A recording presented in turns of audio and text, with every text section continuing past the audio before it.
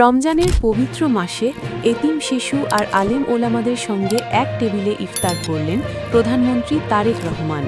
শুধু ইফতারই নয়, দারিদ্র্য দূর করতে জাকাত ব্যবস্থাপনায় বড় পরিকল্পনার কথাও জানালেন তিনি। কি বললেন প্রধানমন্ত্রী? কেন এই আয়োজনকে বলা হচ্ছে প্রতীকী বার্তা? বিস্তারিত জানুন এই প্রতিবেদনে। বাংলাদেশের রাজনীতি ও সমাজ কল্যাণের আলোচনায় নতুন করে গুরুত্ব পেয়েছে এতিম ও অসহায় মানুষের কল্যাণের বিষয়টি।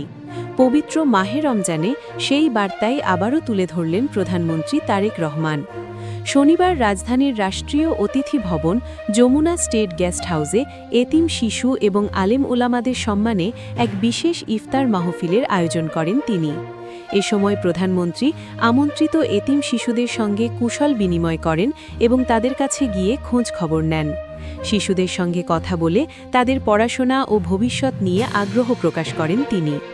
সরকারের পক্ষ থেকে জানানো হয়েছে, এবছর গ্যাস, বিদ্যুৎ ও জ্বালানি সহ বিভিন্ন খাতে ব্যয় সংকোচনের নীতি অনুসরণ করায় প্রধানমন্ত্রী সীমিত পরিসরে ইফতার আয়োজন করছেন।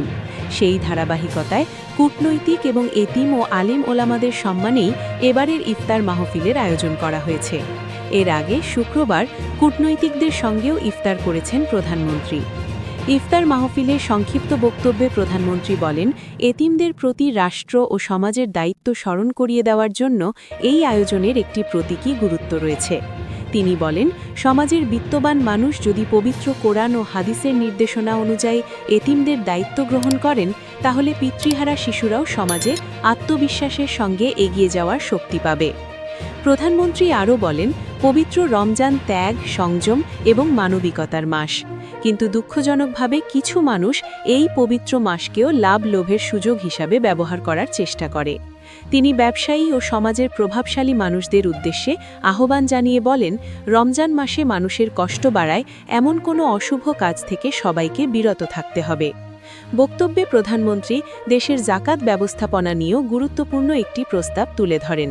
তিনি বলেন, বিভিন্ন গবেষণায় দেখা গেছে বাংলাদেশে প্রতি বছর প্রায় ২০ থেকে ২৫,০০০ কোটি টাকার জাকাত দেওয়া হয়।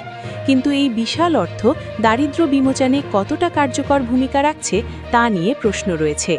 তিনি বলেন, ইসলামী বিধান অনুযায়ী জাকাত এমনভাবে বণ্টন করা উচিত যাতে একজন মানুষ প্রথম বছর জাকাত গ্রহণ করার পর পরের বছর আর জাকাতের প্রয়োজন না হয়।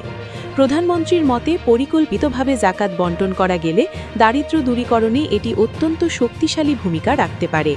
তিনি একটি উদাহরণ তুলে ধরে বলেন, দেশে বর্তমানে প্রায় ৪ কোটি পরিবার রয়েছে। যদি দরিদ্র পরিবারগুলোকে চিহ্নিত করে প্রতি বছর পর্যায়ক্রমে ৫ লাখ পরিবারকে ৫০,০০০ থেকে ১ লাখ টাকা করে জাকাত দেওয়া যায়, তাহলে অনেক পরিবার পরের বছর আর জাকাতের উপর নির্ভরশীল থাকবে না। তার মতে লক্ষ্যভিত্তিক পরিকল্পনার মাধ্যমে জাকাত বণ্টন করা গেলে আগামী ১০ থেকে ১৫ বছরের মধ্যেই দেশের দারিদ্র্য উল্লেখযোগ্যভাবে কমানো সম্ভব। এই লক্ষ্য বাস্তবায়নের জন্য জাকাত ব্যবস্থাপনাকে আরও কার্যকর করার পরিকল্পনার কথাও জানান তিনি। প্রধানমন্ত্রী বলেন, দেশের শীর্ষস্থানীয় আলেম ওলামা, ইসলামিক পণ্ডিত এবং সংশ্লিষ্ট সরকারি কর্মকর্তাদের নিয়ে বিদ্যমান জাকাত বোর্ড পুনর্গঠিত হতে পারে। এর মাধ্যমে জাকাতকে দারিদ্র্য বিমোচনের কার্যকর হাতিয়ার হিসাবে ব্যবহার করা সম্ভব হবে বলে তিনি আশা প্রকাশ করেন।